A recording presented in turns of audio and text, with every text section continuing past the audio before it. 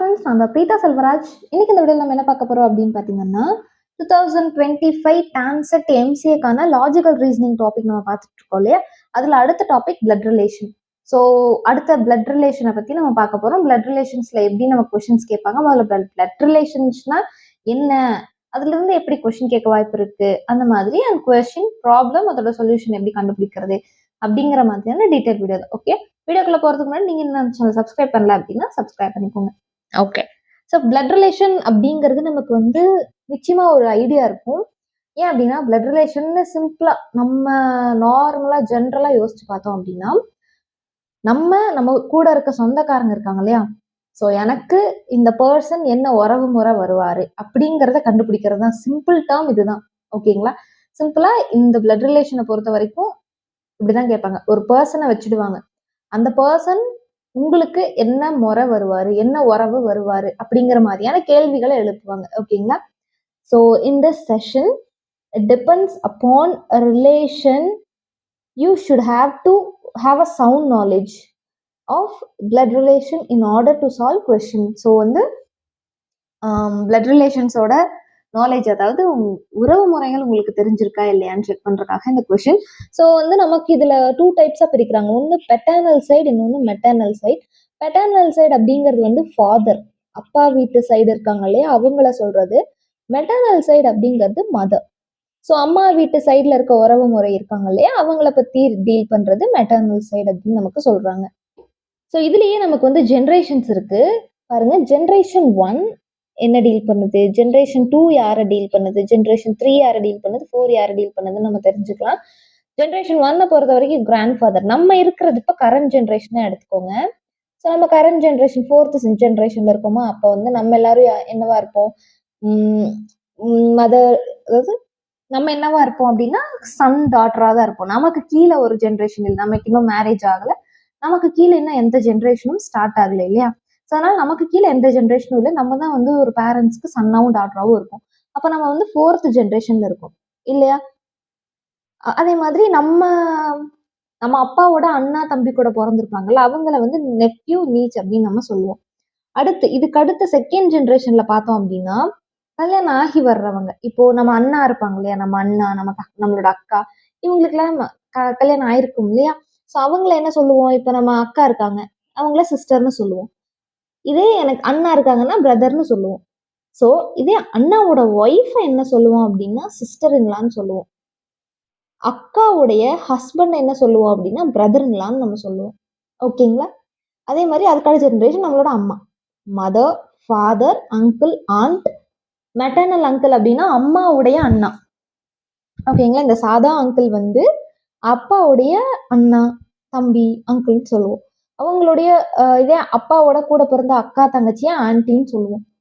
அதே மாதிரி அம்மாவோட கூட பிறந்த அண்ணாவை maternal uncle or maternal uncle சொல்லுவோம். அம்மாவோட கூட பிறந்த அக்கா தங்கச்சியா இருந்தாங்க அப்படின்னா ஆண்ட்டுன்னு சொல்லுவோம்.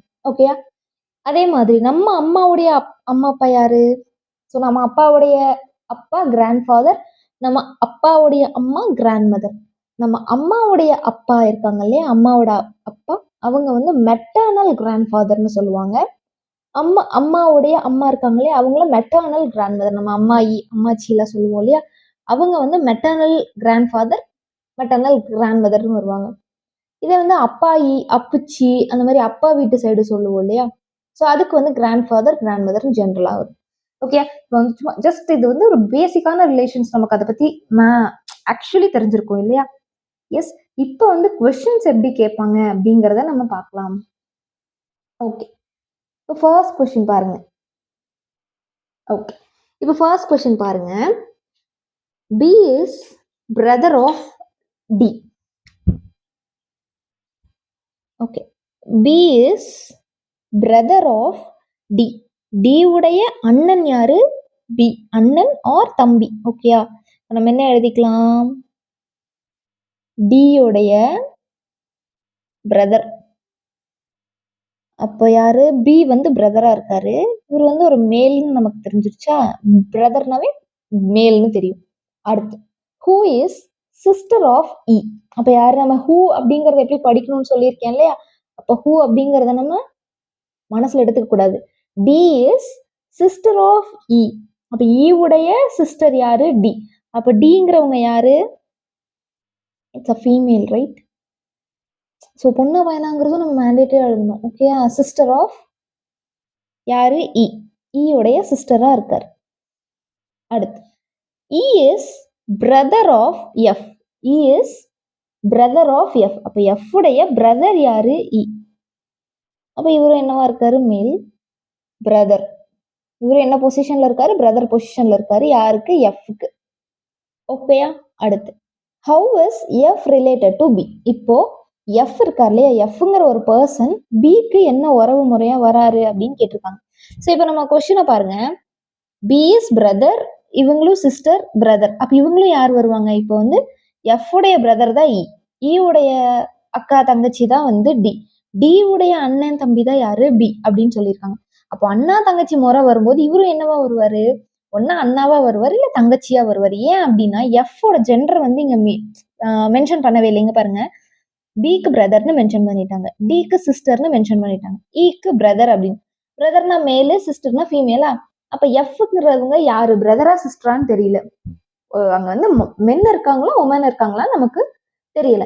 அப்ப இவங்க என்னவா வருவாங்க? ஒன்னா பிரதரா வர வாய்ப்பு இருக்கு, இல்லைன்னா சிஸ்டரா வர வாய்ப்பு இருக்கு இல்லையா?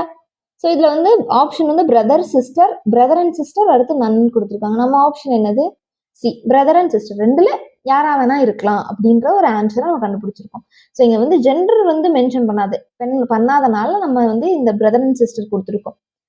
அப்படி இங்க ஒரு பிரதர்னு மென்ஷன் பண்ணியிருந்தாங்க அப்படின்னா நம்ம வந்து லைக் வந்து F is a brother of someone அப்படின்ற மாதிரி பிரதரோ சிஸ்டரோன்னு மென்ஷன் பண்ணியிருந்தா நம்ம அழகா ஈஸியா கண்டுபிடிச்சிடலாம். இங்க வந்து எந்த ஜெண்டருமே கொடுக்கல. அப்ப வந்து பி, டிக்கு வந்து பிரதர்னா எஃப்க்கும் என்னவா இருப்பாரு? லைக் ஈக்கும் என்னவா இருப்பாரு? பி வந்து பிரதரா இருப்பாரு. அப்ப எஃப்க்கும் என்னவா இருப்பாரு? பிரதரா சிஸ்டரா தான் இருப்பாங்க. ஓகேங்களா? புரிஞ்சுதா உங்களுக்கு? ஓகே, அடுத்த கொஸ்டின் போகுமா? ஸோ அடுத்த கொஸ்டின் பாருங்க. Pointing to a bye, mistress அப்படின்னு கல்யாணம் ஆனவங்க. மீரா செட். மீரா சொல்றாங்க, ஒரு பையன் இங்க நிக்கிறான். ஓகேயா?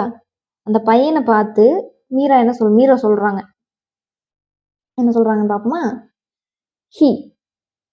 he is the only son of my grandfather's only child. He is the only son of my grandfather's only child. அப்ப என்ன எழுதணும்? ஃபர்ஸ்ட் grandfather's only child அப்படிங்கிறது யாரு? அம்மாவோ பையனோ. லைக் ஒன்லி சைல்டு அப்படி கிராண்ட்ஃபாதர்னா அதுக்கு அடுத்த ஜென்ரேஷன் மதர் ஆர் ஃபாதரா இருப்பாங்களா? மதர் ஆர் ஃபாதரா இருப்பாங்க. அதாவது இங்க யாருன்னா ஒன்லி சைல்டு. கிராண்ட்ஃபாதர்ஸ் ஒன்லி சைல்டோட மை கிராண்ட்ஃபாதர்ஸ் ஒன்லி சைல்டுடைய only son. He is the only son, ஒரே மகன். ஒன்லி சன் யாரு? அந்த பையன். தட் இங்க கொடுத்துருக்காங்க இல்லையா, பாயிண்டிங் அ பாய், இந்த பாய். ஓகேங்களா? இந்த பையன் தான் இந்த ஒன்லி சன்னு சொல்றாங்க. He is the boy is the only son of my, என்னுடைய கிராண்ட்ஃபாதரான. இப்போ என்னுடைய கிராண்ட்ஃபாதர் அப்படின்னாவே என்னவா வந்துரு? ஒன்லி சைல்டுக்கு இவங்களும் என்னவா வந்துருவாங்க? பொண்ணா வந்துருவாங்க இல்லையா? ஏன்னா என்னுடைய கிராண்ட்ஃபாதர் ஒன்னா அம்மாவோட கிராண்ட்ஃபாதரோ அப்பாவோட கிராண்ட்ஃபாதரோ. ஸோ யாரா இருந்தாலுமே, இப்ப அம்மாவோட கிராண்ட்ஃபாதர் இருந்தாலும் ஒன்லி சைல்டு யாரு? ஒரே மகன். அப்ப கிராண்ட்ஃபாதருக்கு ஒரே ஒரு பையன் இல்லைன்னா ஒரே ஒரு பொண்ணு இருக்காங்க. அப்ப மீராவோட கிராண்ட்ஃபாதர் அப்படிங்கிறப்ப அந்த ஒரே சைல்டுக்கு இவங்களும் பொண்ணாதானே இருக்க முடியும் இல்லையா? இப்போ உங்களோட தாத்தா இருக்காருன்னு வச்சுக்கோங்க. உங்க தாத்தாக்கு ஒரே ஒரு பொண்ணு பிறந்திருக்காங்க, உங்க அம்மா. ஓகே, கூட யாருமே பிறக்கல. அவங்களுடைய பொண்ணு தான் நீங்க, ஆர் பையன் தான் நீங்க. மீரா அப்படிங்கிறது நீங்களா இருக்கீங்க. ஓகே, அப்ப நீங்க உங்களுடைய அம்மா ஒரே குழந்தையா இருக்கனால கிராண்ட்ஃபாதர் என்னுடைய ஒரே தாத்தாவுடைய ஒரே மகள் என்னுடைய அம்மா அப்படிங்கிற மாதிரி மீன் பண்றாங்க. அப்ப ஒரே ஒரு அம்மாக்கு ஒரே ஒரு மகன் தான் இருக்கான். அப்ப மீரா யாரு? பொண்ணு, அவங்களுடைய பொண்ணா இருக்காங்க. இப்போ கொஸ்டின் என்னன்னா, how the boy is related to mistress Meera அப்படின்னா பிரதர் அண்ட் சிஸ்டர் ரிலேஷன்ஷிப் வருதா? ஏன்னா ஒரே சைல்டுக்கு பிறந்த ஒரே மகன், இவங்க ஒரே மகள் அப்படிங்கிறப்ப என்னவா வருது? பிரதர் அண்ட் சிஸ்டர் ரிலேஷன்ஷிப் வருதா மீராக்கும் இந்த ஒன்லி சனுக்கும்? வருதா? அப்ப இவங்க ஒன்லி சன் அப்படிங்கிறது யாரு? ஆம்பளை. ஜெண்டர் வந்து மேலா இருக்கு. அப்ப வந்து பிரதரா இருப்பாங்க இல்லையா? ஸோ ஆப்ஷன் டி தான் answer.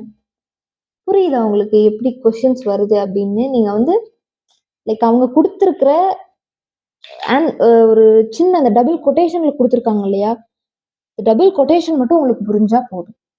So he is only son of my grandfather's only child. என் தாத்தாவுடைய ஒரே குழந்தைக்கு பிறந்த ஒரு மகன். புரியுதா உங்களுக்கு? என்னுடைய தாத்தாக்கு பிறந்த ஒரு குழந்தையுடைய ஒரே மகன்.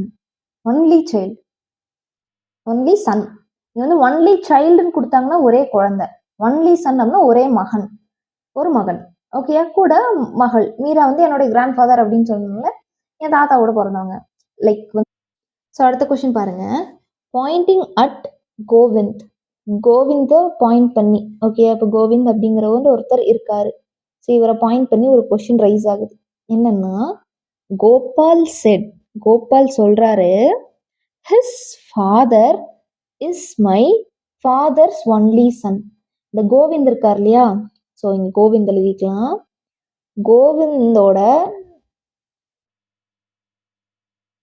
கோவிந்தோடைய ஹிஸ், அவனுடைய கோவிந்தோடைய his, Govind's father is my fathers.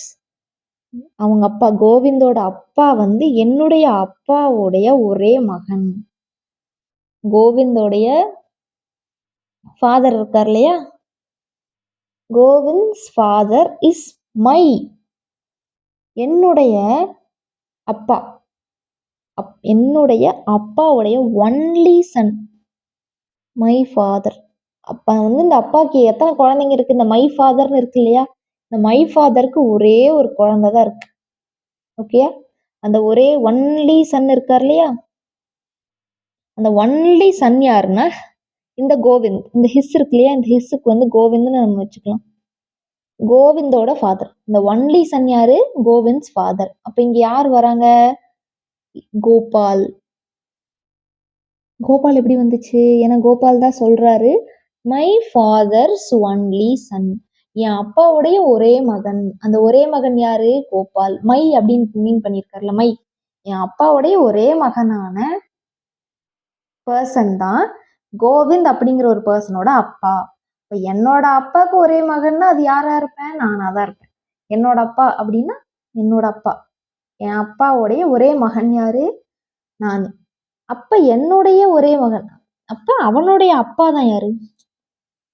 கோவிந்துடைய அப்பாவா இருக்காரு. இந்த ஒன்லி சன் தான் கோவிந்துடைய அப்பாவா இருக்காரு. அப்ப யாரு? கோவிந்துக்கும் இந்த கோபாலுக்கும் என்னவா இருக்கு? ஃபாதர் அண்ட் சன் ரிலேஷன்ஷிப் இருக்கா? கொஸ்டின் என்ன கேட்டிருக்காங்க? What is the relationship of Gopal to Govind? Gopal வந்து, அப்ப கோவிந்த் வந்து கோபால் என்னன்னு கூப்பிடுவான்? அப்பான்னு கூப்பிடுவான் இல்லையா? அப்ப ஆன்சர் இஸ் ஃபாதர். கோபால் வந்து கோவிந்துடைய அப்பா. புரிஞ்சுதா உங்களுக்கு? கோவிந்த் அப்படிங்கிற ஒரு பையன் யாருன்னா பேரன். ஃபர்ஸ்ட் மை ஃபாதர் அப்படிங்கிறவங்க ஒரு ஜென்ரேஷன் கிராண்ட் ஃபாதரா இருக்காரா? ஒன்லி சன் யாருன்னா கோபால், கோபாலா இருக்காரா? கோவிந்த் யாருன்னா இவங்களோட கடைசி வாரிசு, பேரன். புரியுதா உங்களுக்கு? சிம்பிளா புரிஞ்சுக்கோங்க. அந்த டபுள் கொட்டேஷன் இருக்கிறத வந்து கரெக்டா எழுதிட்டீங்கன்னா போதும். இந்த ஹிஸ் ஹிம்னு கொடுத்துருக்காங்கன்னா அந்த பாயிண்டிங் அட்ட சம்ஒன் கொடுத்துருக்காங்க இல்லையா? அவங்கள தூக்கி இந்த ஹிஸ்ல போட்டுருங்க. So Kovind father is my fathers only Sun.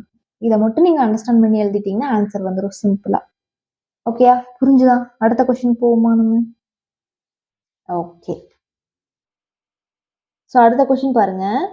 Poynting to a boy, pointing to a boy, ஒரு பாயை வந்து பாயிண்ட் அவுட் பண்ணி மீனா செட், மீனா சொல்றாங்க, he is the son of my grandmother's only child. புரிஞ்சுதா? இது எக்ஸாக்ட்லி செகண்ட் கொஸ்டின்ஸ் நம்ம படிச்சோம் இல்லையா? அதே தான், சேம் அதே தான். இந்த மாதிரி தான் உங்களுக்கு பிளட் ரிலேஷன்ஷிப்ல மேக்ஸிமம் கேட்பாங்க. ஸோ சேம் அதே தான். நீங்கள் அதையே அப்படியே ஃபாலோ பண்ணிங்கன்னா ஈஸியாக உங்களால் கண்டுபிடிச்சிட முடியும். நம்ம என்ன எழுதுனா, மை கிராண்ட் மதர்னு ஒருத்தவங்க இருக்காங்களா? ஸோ கிராண்ட் மதர் எழுதுவோமா? கிராண்ட் மதருக்கு ஒன்லி ஒரே ஒரு சைல்டு இருக்காங்க. இந்த சைல்டு வந்து மேலா ஃபீமேலான்னு நமக்கு சொல்லலை. ஓகே, ஜஸ்ட் என்ன சொல்லியிருக்காங்க, ஒன்லி சைல்டுன்னு மட்டும் தான் சொல்லியிருக்காங்க இல்லையா. அடுத்து, he is the son of my grandmother's only child. அப்போ யாரு சன்? ஒன்லி சைல்டுடைய, இந்த ஒன்லி சைல்டுடைய சன் தான் யாரு அப்படின்னா திஸ் பாய். கரெக்டா? அப்போ என்ன வரும்? ஒன்லி சைல்டுடைய சன் தான் ஹிஸ் பாய். அப்போ மை கிராண்ட் மதர் அப்படின்னாவே மீனா என்னவா இருக்காங்க? அவங்க குடும்பத்திலயும் ஒரு நபரா இருக்காங்க. என்னுடைய பாட்டியோடைய அப்ப இவங்க யாரா இருப்பாங்க? மீராவுடைய அப்பா அம்மாவா இருப்பாங்களா? மீராவுடைய பாட்டியா இருந்தாங்க அப்படின்னா இவங்க யாரு? அவங்களோட குழந்தைங்க யாரா இருப்பாங்க? மீராவுடைய அப்பா அம்மாவா இருப்பாங்க. மீரா இல்ல, மீனா, சாரி, மீனா. ஓகேயா? இவங்க ரெண்டுத்துக்கு என்ன ரிலேஷன்ஷிப் இருக்கும்? பிரதர் ரிலேஷன்ஷிப் இருக்குமா? சேம்ங்க. செகண்ட் கொஸ்டின் அதே தான். Simple. He is the son of my grandmother's only child. Grand மதருடைய ஒரே சைல்டுக்கு பிறந்த ஒரே சன். அதே மாதிரி இப்போ மீனாவுடைய கிராண்ட் மதர்னு சொன்னா அவங்களுடைய குழந்தைக்கு பிறந்த இன்னொரு பொண்ணு. ஒன்லி சன் ஒன்லி டாட்டர் அப்படி மீனிங். ஓகேங்களா?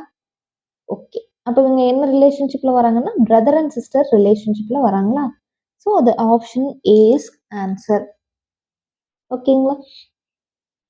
அவ்வளோதான், சிம்பிள். பிளட் ரிலேஷன் ரொம்ப ரொம்ப சிம்பிள். சாலிடாக உங்களால் ஒரு 5 கொஷின், லைக் மினிமம் 3 கொஷினாவது வரும். ஓகேங்களா? ரொம்ப சிம்பிளாக இருக்கும். தயவு செஞ்சு அண்டர்ஸ்டாண்ட் பண்ணிக்கோங்க. ஓகே, ஸோ அவ்வளோதான் இந்த வீடியோ. நிச்சயமாக யூஸ்ஃபுல்லாக இருந்திருக்கும்னு நினைக்கிறேன். உங்களுக்கு ஸ்டடி மெட்டீரியலும் அடுத்தடுத்த வீடியோஸ்லாம் நான் அப்லோட் பண்ணுறேன். ஓகேங்களா? தேங்க்ஸ் ஃபார் வாட்சிங். Bye guys.